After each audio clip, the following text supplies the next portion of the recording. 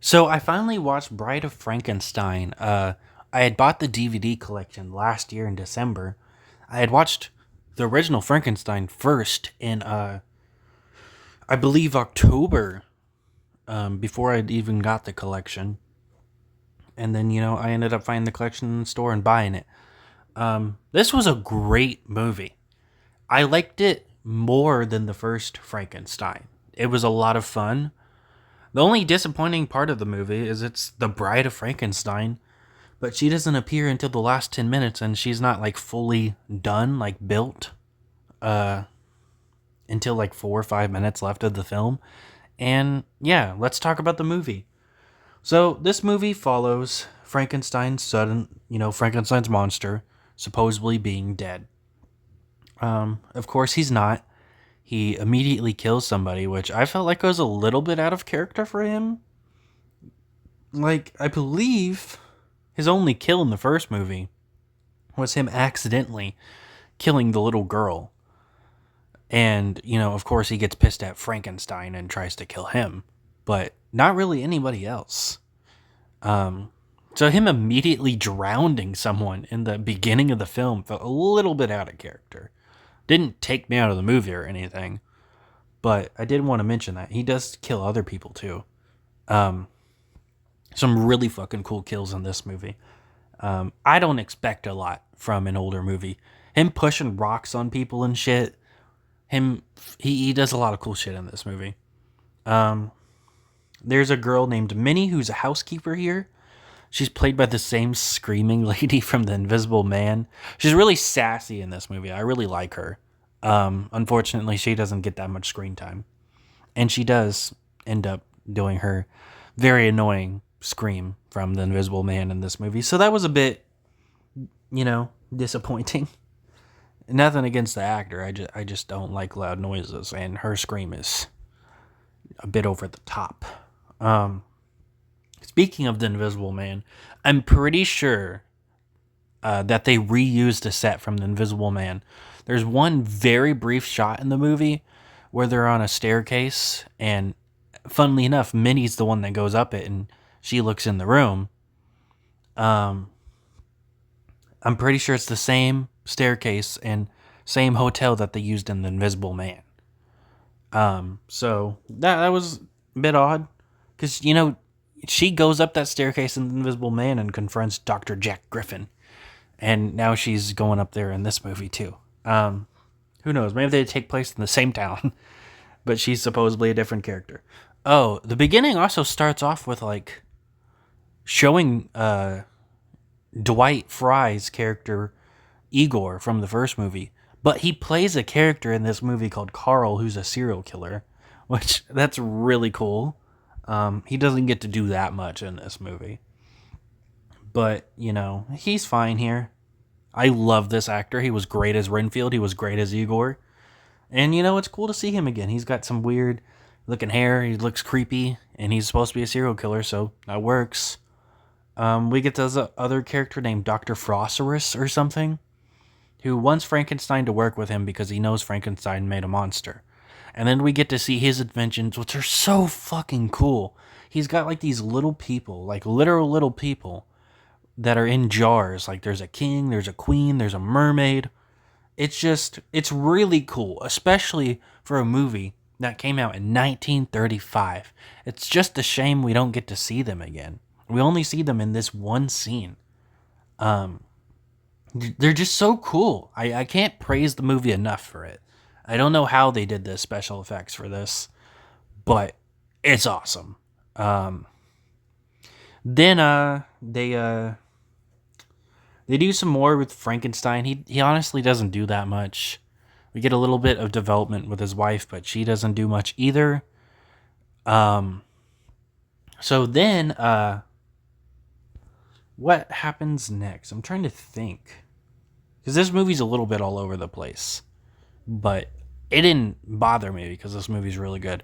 I think what happens next is Frankenstein gets a drink of water, then a girl gets scared of him and falls into the water, and he helps her out, and then a big mob tries to kill him. He ends up wandering into this camp and stealing their food and fighting them. But then when he runs into this blind guy, he hides at first. Like he's scared of this guy who's playing the guitar. Uh, but he full on attacked that whole family right there. They end up having a very cute friendship, and it's a very sad friendship. The blind guy apparently doesn't have any family, and he hasn't had any visitors in years, and he's just so fucking lonely, and he's been praying for someone, anyone, and he finally has somebody. And of course, it's a horror movie. This friendship doesn't last. When two guards that were chasing Frankenstein earlier come in, see him, and start attacking him, and he accidentally burns the hunt down, and we never see the blind guy again. He doesn't die. He does escape with the guards, but yeah, he's out of the movie now. Then, Frankenstein wants new friends. The blind guy had taught him some words and taught him what friends were and stuff like that. There's also a funny thing of him smoking cigars. I never thought I would see a movie with a legitimate Frankenstein smoking cigars. Maybe Frankenstein from the Marvel comics, but not here. So that was pretty cool, but also a bit weird. He's like, smoke good, fire bad. So, he ends up somewhat making a friend with Dr. Phosphorus, which obviously, this guy doesn't have good intentions. And I don't like this part. I don't think it ruins the movie or anything, but he ends up coming to Monster's house, and talks to Frankenstein. He's like, hey, if you don't listen, I'm going to have Frankenstein's monster beat you up. And he takes credit for Frankenstein being able to talk, Frankenstein's monster. I'm just going to start calling him the monster.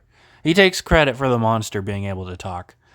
And no, you didn't do that. He's like, he says something, it's old timey talk. I don't remember exactly how he phrased it, but he's like, he's learned some things now that he's with me.